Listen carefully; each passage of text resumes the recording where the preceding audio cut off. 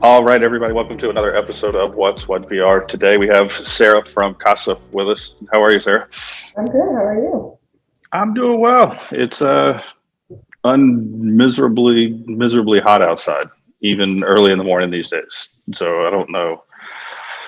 I know we're in August and it's only going to get worse for a little bit. Then hopefully it'll cool down. Yeah. And then when it's not hot, it's raining. So there's that. Right? Yeah, it's like you get this little small glimmer in the morning, and it's like, hey, this might be nice. Never mind. Humidity falls, Yeah. clouds fall. It gets miserable. You go inside, you look back outside, it's raining. It's the story of my life. So, so appreciate you taking some time with us. I think we've had you guys come do some of the stuff on the show before, but tell me, what is it for anybody who missed some of the last, or what is it? What is Casa? So Capital Area Casa, we're a nonprofit. Casa stands for Court Appointed Special Advocate. So we recruit, train, and supervise community volunteers to act as a voice for abused and neglected children who are currently in the foster care system. Mm. Sounds important, just as it was the last time. So how does this work? So if I try to break it down for somebody who's not, in the middle of it, we've got younger children, kids, I guess, was it minors under the age of 18? Yeah, Or until, it ranges from infants until age 18 when they age out of the system. gotcha. So something's happened, and it's not necessarily something that they did. It's not that. It's something that they're a situation they were more a victim of. Right, like Right? we want people to know that these children are the victims in the situation. Sometimes people misunderstand what they do, and when we say juvenile court system, they think like, oh, they're juvenile delinquents, but these children did nothing wrong. They're the victims. They've been abused and neglected by their primary caregivers. And so the state has to come in, intervene, and take them out of that situation and then place them in foster care or a group home to get them out of that abusive situation. So I like to break it down real simple. It's, if there was a family and the parents of a child did something wrong or they got arrested for something, they're into the system working through whatever it is, they've got to go through, but that child is still sitting Right, there. right. And, or maybe it's one parent does something, or maybe it's a combination of the two. And then the court has to figure out, where does this child land at the end of the day, right? Right, exactly. So how does that work? That's obviously, there's not a, that's why you guys are here. There's not a company, that's the court appointed. The court is appointing somebody to be that child's advocate, right? Right. So the kids have a caseworker and they have a lawyer. So a lot of times people don't understand, well, if they have those people, why do they need a CASA? Like, what does a CASA do? Why is that important? Well, those people, they're employed by the state. They have a lot of kids. They have a really large caseload and they don't have time to focus individually on each child. And I mean, CASA was started by a judge. He felt like he had to make these decisions about children. And, the parent was saying one thing and then he didn't know if that was true or not. So he needed someone who was completely unbiased to stand up and advocate for the child and say, this is what's happening, this is what needs to happen. So as a CASA, you are going to, visit with everyone in the child's life, as well as the child, the parents, any grandparents, any relative that's around the child, the foster parents, the teachers, the doctors, and you're going to get a very clear perspective of what's going on in this child's life so that you can write a court report for the judge and say, this is everything that's happening.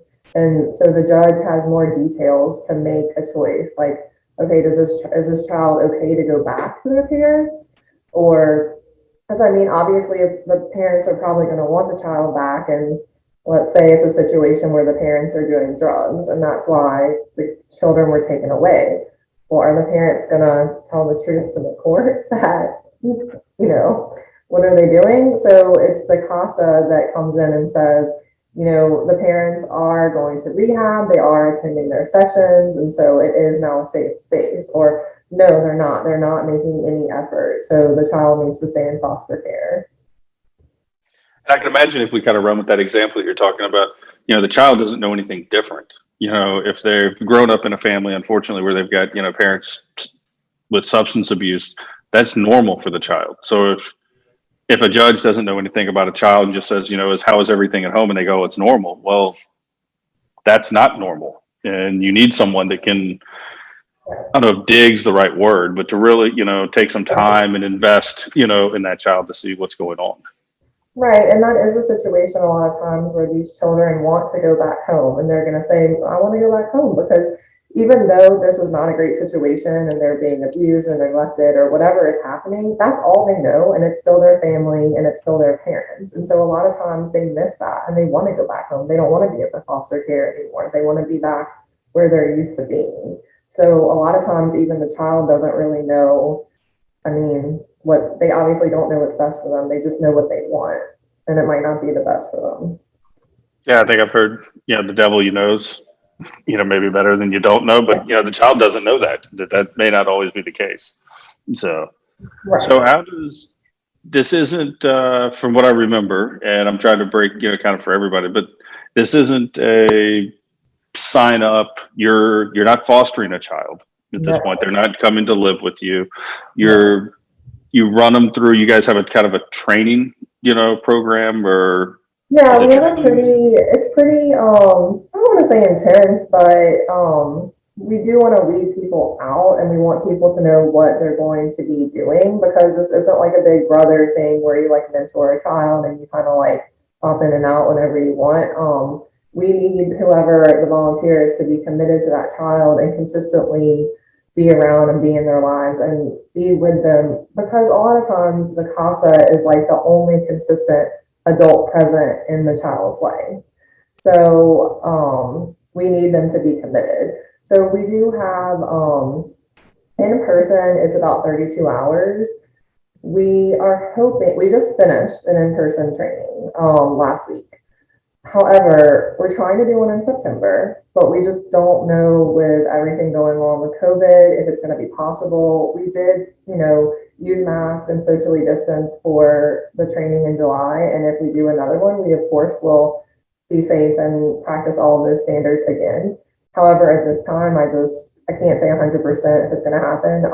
It is slated to start September 14th if we have it. If we don't have it, we still are offering virtual training where we send you everything via Google Classroom and you can just like do it on your own. And it's about 18 modules and you have 6 months to do it. It's not going to take that long. It's just, you're doing it on your own time. So that takes a little less time because you're not like going to classes. You're just kind of doing it on your own. So that's about 18 hours. And so for somebody who's saying, I like the idea of doing this, I can do this. If they go through that, whether it be in person or the online, training, certification, whatever, what we call it, Mhm. does that put them on a required list at that point? Like when they get a phone call, is it like judges ordering like, hey, you have to take, this right now? And they're like, well, wait, my life changed from 3 months ago and I Yeah. can't do it right this minute. Are they on the hook? No, not at all. But I mean, we would hope if you went through the training and you put that much time and energy into it that you would take a case. But we definitely have people that do the training and then something happens in their life, whatever it may be, and they just can't take a case on at that time, and that's perfectly fine. You can always come back later and take a case. That doesn't happen often because I think most people that go through the training, like they want to take a case, but once you do take the case, we would hope that you would stick with it. Although, things happen in people's lives, and obviously, if you can't go on with it for whatever reason, we'll make it work. We'll make it work with you. But yeah, it's just once you do finish the training, we hope that you do take a case. And also, I was asked this recently, like, oh, do we just get like stuck with whatever you have? And that's not the case. I mean, you kind of get to choose. You kind of get to say like, okay, I really want to work with this age, or I'm not comfortable working with this. So we try and pair our volunteers with what they're comfortable working with. We're not going to stick you with, something that you're not comfortable working with. If you're not comfortable working with, babies for whatever reason, or you don't want a teenager, whatever it is, we'll try and, make it work for you. And that's you hit the word over I was going about to say is, volunteer. This is volunteers that are needed right now. And you guys have a real need for, I can imagine it's always hard to get volunteers for a lot of things. But then if you throw a pandemic on the top of it, I'm sure that makes it even more difficult to Yeah, get and somebody. that's what really happened is that last year we always need volunteers because kids are constantly being taken into the foster care system. However, last year with COVID and kids not going to school and being at home, I just don't think we were getting, like DCSF wasn't getting a lot of reports and they weren't visiting a lot. Teachers are mandatory reporters and none of that was happening. So there was less of a need. And now with everything opening back up and schools being open again, we're having all of these cases that I think didn't get, noticed last year. So we're getting a lot of cases. We're getting a lot of kids. I want to say right now that we probably have 40 cases without a casa. It's more kids because we have siblings and we like to, obviously the siblings are considered one case. So I think we have about 60 kids. We do try and keep the siblings together and they will just have one casa unless it's like 5 siblings. And then we'll probably put like 2 volunteers on it because that's a lot for one person. But yeah, just because of the pandemic, we're just seeing this huge influx of cases coming right now. So we need volunteers more than ever.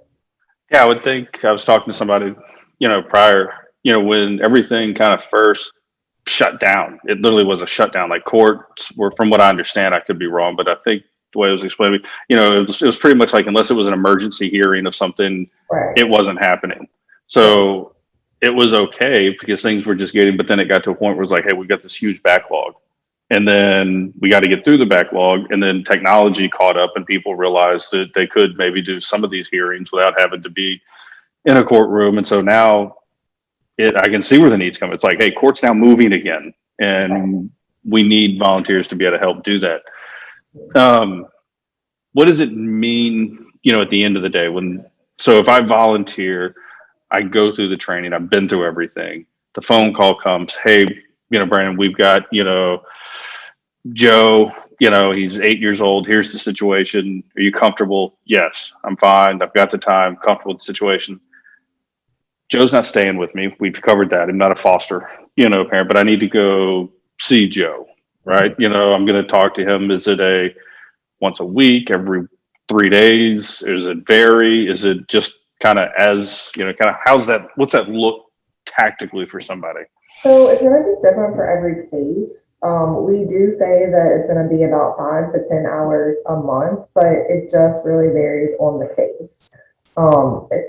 If you are just getting a case, you're probably going to spend a lot more time on it because you're going to need to go out and, like I said, visit with all of these people. You're going to have to meet your child, meet their parents, the foster parents, all those people in the child's life. After that initial, meeting and talking to everyone, you're obviously going to have to go back and talk to them again consistently, and you're going to have to see your child consistently. But what that looks like just really depends on the case and on the person too, because I met with a volunteer yesterday and her husband are CASAs together and they have a group of, I think, 4 or 5 siblings, and these siblings were placed with their grandparents and or the grandmother, and she's just older and can't get out. And so this couple will like bring them to do things a lot. But that's not necessary. They just want to do that because they have now formed a relationship with these siblings and love spending time with them, but that's not a necessity. You don't have to, we don't require that in any way, shape, or form because you're not there to be a mentor for the kids. You're not there to be their friend. You're not there to be their parent. Your number one thing is to be a voice for them in court. So I think most people that do this just have a passion for kids and they love kids. So of course they're going to end up having a relationship with the child. How could you not? But if you do just want to come in and do the bare minimum, that's all that you need to do is just speak with everyone and get an idea of what's going on and then go make your recommendations in court. So it just really depends on the case and it's hard to Gotcha. give you an exact answer, I guess. On average, this is not a 10-hour a week, position that someone's volunteering for. This is skip a show once a week and you probably made up enough time, throughout the course of a month. Yeah, and as someone that our training coordinator had described to me that the most time that you're ever really going to spend is on training because the training is so much all at once, and that is going to be the most time that you spend. So after that, really, you'll never be spending as much time as that unless you want to, unless that's your choice. Tell me, what's the process? Do they call in your office? Do they go online, to get started? Like, where does it start? Like, if someone's listening, watching, and says, I just want to get more information, you can call. You're not committed by calling just to, dig or explore a Yeah. little bit. That's the easy way, right? Just pick up a phone. You've got some people there. Yeah, so the easiest way is to go to our website, casabr.org, because the first thing that we require our volunteers to do is this little 30-minute virtual orientation. And we have they're either going to be hosted by our program manager or our training coordinator, and we have them, different days of the week, different times to accommodate your schedule. So you sign up for that, you pick a day and time from the little drop down, and you'll get an email with a link, and it's kind of like a Zoom, video call. And whoever's hosting it will just speak a little more about Casa, give you some more information, and then they're going to answer any questions you might have. So that's the first step, and that's zero commitment at that point. And then after that, if you decide that it's something you want to do, you fill out an application, and then our program manager or training coordinator will call you and do like a short little phone screen. And then after that, you can move on to the training. But none of that, 100% commits you to the training. So I always tell people, if you're at all interested, just do the orientation. It's 30 minutes of your time. You can do it on your lunch break, after work. We have some on Saturday mornings at like 9 or 10. Sometimes they're not even 30 minutes. It just depends. So I really think that is just the best way if you're at all interested and think it's something you want to do or interested in doing. Yeah, I'd encourage people to take the orientation, and then even if it's not right for you, you at least know more about it, and you can maybe spread the word to someone that you might know that, hey, this might work a little bit better for somebody else that I know.